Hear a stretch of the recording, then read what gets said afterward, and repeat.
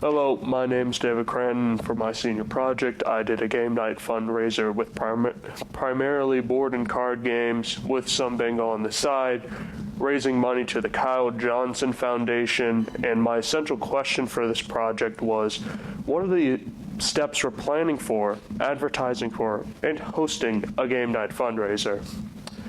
So how this presentation will go out is all the way from my mentor, all the way down to questions. Speaking of mentor, my mentor was Ms. Raposa. She is a special education resource teacher here at the Mills schools, and she's helped me throughout my 4 years with anything like math, history, science. Even if she didn't know the whole extent about it, she tried her very best. And she also, throughout 3 years of it, helped me with my club that I'm the president and founder of the Dungeons & Dragons Club, for 3 years as a helper. Now, for the vision of the graduate, this project relates to the communication, collaboration, critical thinking character because board games and card games, or just games in general, need these parts to be able to work. You gotta be able to communicate. You gotta work together with people together. You gotta think critically on things, and you have to have a good character. Because if you're not humble and you have a hissy fit if you lose, you're not gonna have people playing with you. Now, why did I choose this project? Well, my enjoyment in board and card games, I've been playing them since I was little. Been playing them since I was in the summer camp, which now I work at, where I still help run and play the board games. I wanted to help bring people together to have fun, maybe make bonds that could even last a lifetime. I wanted to also improve my skills with doing events, organizing them, advertising, all the extent. And I just also wanted to just get more out of my comfort zone. Really first time something like this to get out. Something kind of similar to how I made my club. Now, what did I hope to accomplish with this project? Well, like I said before, I wanted people to come together to make connections and bonds. I wanted to bring awareness to this great organization, the Kyle Johnson Foundation, and also raise a good amount of money for them as well. Now for my timeline, in the fall, I would create a reservation for the Millis High School cafeteria, originally on April 9th from 4 to 8 p.m. However, due to a middle school event, Miss Walsh informed me that the date was no longer available. So with working with Miss Walsh, I was able to reschedule the date for April 2nd. Here is the photos of our conversation about rescheduling. Now for the winter, I would create a poster and interest forms for volunteers and attendees, where I then would send both of these out and announcements to all the principals and Miss Rao of the middle schools. And I would also work with Active Minds, the chapter in the high school, to get volunteers and ask teachers I know well, friends, and family to help support my event.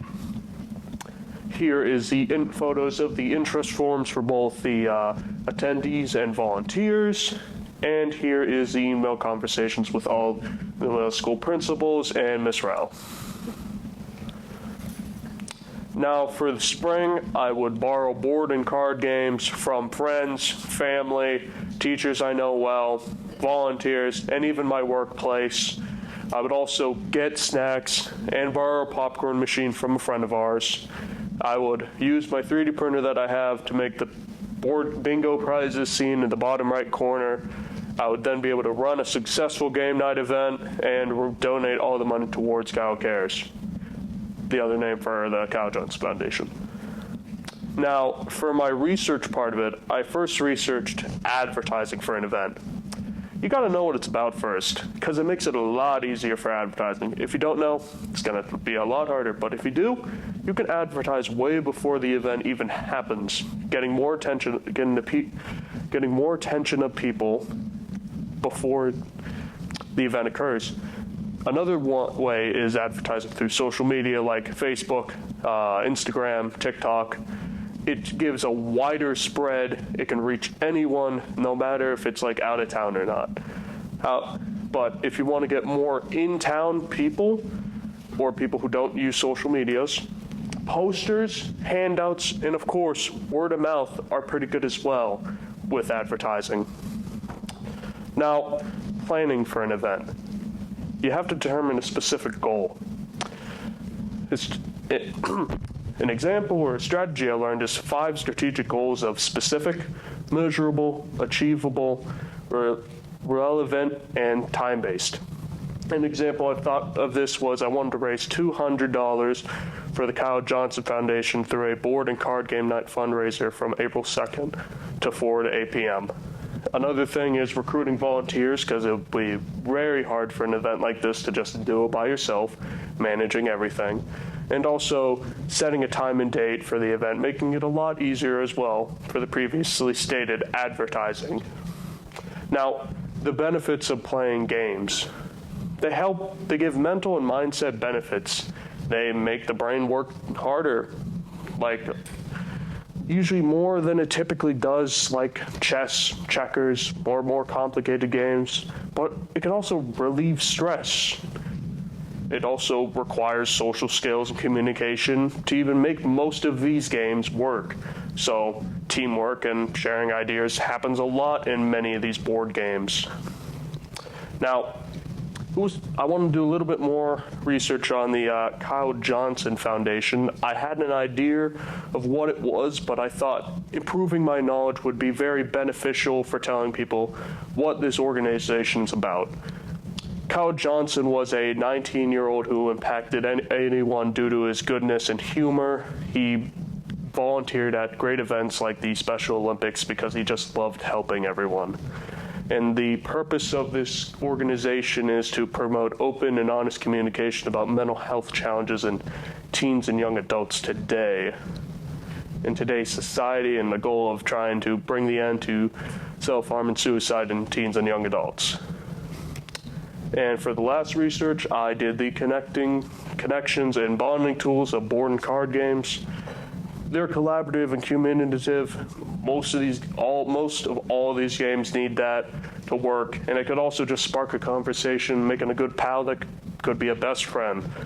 They're inclusive. It doesn't matter. Games don't restrict anyone based on like their religion, race, ethnicity, or sexuality. And these bring a good quality time spent, which could just bring a good friend that lasts, once more, a lifetime. Now, for photos of the event itself, here is me setting the event up with my volunteers, setting up all the board games in the cafeteria, setting up the snacks and popcorn machine, front desk, donation bin, and posters, telling people this was happening. Another photo section of people actually playing, attendees and volunteers, playing the board and card games. Another photo section of the board and card games and bingo this time. And after a successful event, cleaning it up and preparing the cafeteria for it being regular the next day. Now, what went well? I had 20 plus attendees come to this event. I had 100 plus board games available for any amount of people who were coming. Different levels of difficulty, different genres and types. I also had 12 wonderful volunteers who helped make the event as great as it was. And attendees and volunteers were connecting, making bonds, and just having fun. And it achieved like the goal of what I was going for, just connecting and bonding and fun. I was able to raise $204 to the Kyle Johnson Foundation, seen with the photo to the right, and I got an anonymous very good comment by a parent who attended this event that was sent to the superintendent. Here is that comment now.